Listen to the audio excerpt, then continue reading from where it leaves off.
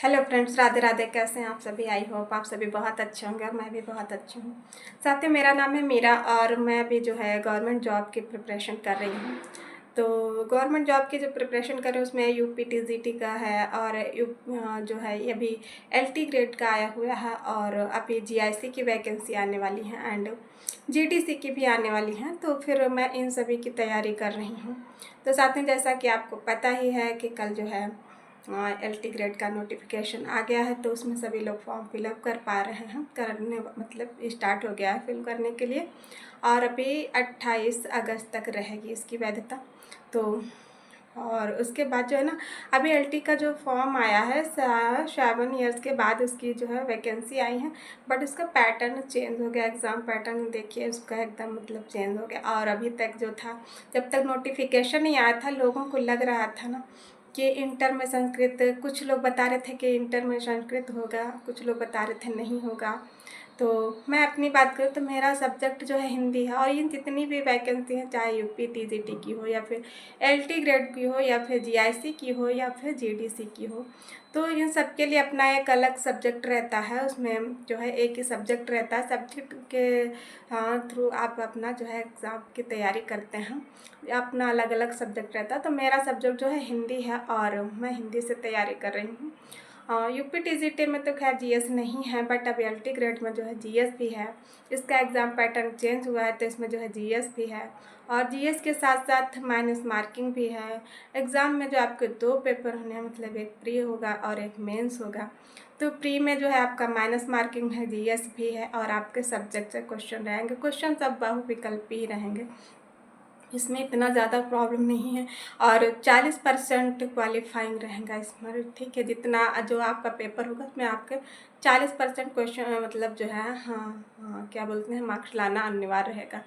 और उसके बाद जो है मेंस की अगर बात करें तो मेंस में जो है ना, उसके लिए आपका एग्ज़ाम इस बार हो रहा है डिस्क्रिप्टिव, ठीक है। और पहले जैसा ऑब्जेक्टिव नहीं है, तो डिस्क्रिप्टिव होगा, उसमें रिटन है। तो अगर रिटन की बात करें, एग्ज़ाम जैसे आपके जो क्वेश्चंस आएंगे उसमें क्वेश्चन जो आएंगे उनको आपका आंसर रिटन मतलब लिख करके देना पड़ेगा। और ये बहुत बड़ी प्रॉब्लम, लिखने में प्रॉब्लम नहीं है।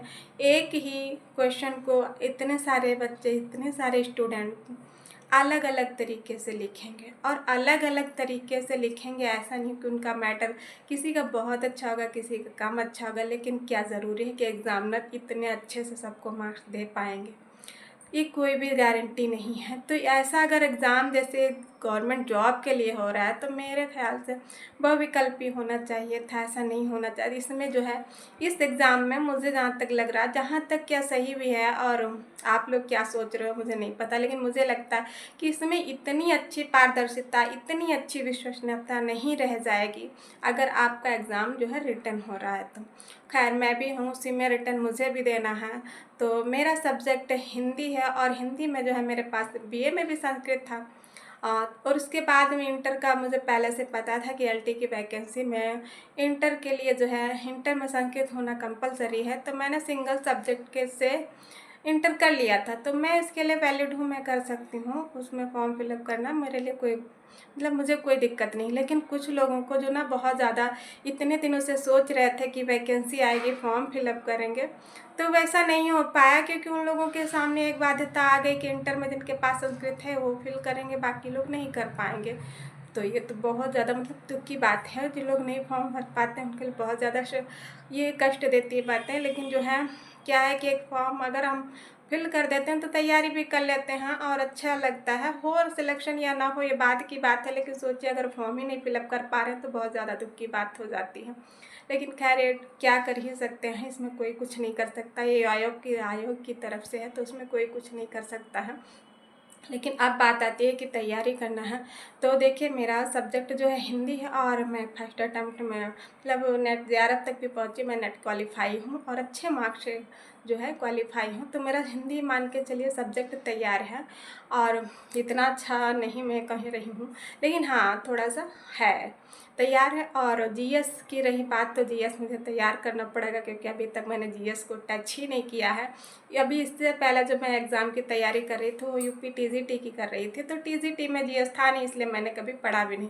लेकिन अब एलटी की तैयारी करने जा रही हूँ, तो इसमें जो है ना जीएस है, तो मुझे पढ़ना पड़ेगा। और कहाँ से आप लोग पढ़ रहे हो, अगर किसी को पता हो तो फिर कमेंट बॉक्स में बता देना, और नहीं तो फिर हम ये देखेंगे कि कैसे हम अपने तरीके से जो भी तैयारी करेंगे वो आप लोगों को बताएंगे।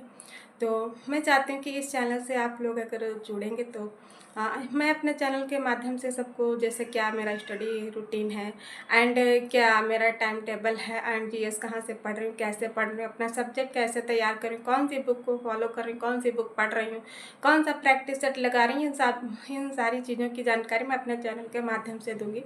तो साथियों, ये जो है मेरा चैनल है स्टडी ब्लॉग को लेकर के है, तो फिर जो है इस पर जो है स्टडी ब्लॉग ही देखने को मिलेंगे आप लोगों को। और अगर वीडियो अच्छा लगे, अगर आप भी UP TGT PGT LT grade GIC GDC की तैयारी कर रहे हैं और अगर आपको नहीं पता क्या पढ़ना कैसे पढ़ना, तो मेरे चैनल को सब्सक्राइब कर लेना।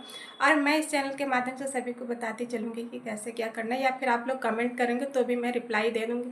शायद इतना वीडियो मैं ना बना पाऊँ, लेकिन हाँ कोशिश करूँगी कि हर एक कमेंट का रिप्लाई दूँ, चाहे वीडियो के माध्यम से दूँ, चाहे जैसे मैं दूँ। तो साथियों, मिलते हैं तब अगले वीडियो में, तब तक के लिए राधे राधे। और तब तक के लिए राधे राधे, मिलते हैं अगले वीडियो में, और बहुत सारा ख्याल रखना अपना। Bye bye, thank you for watching.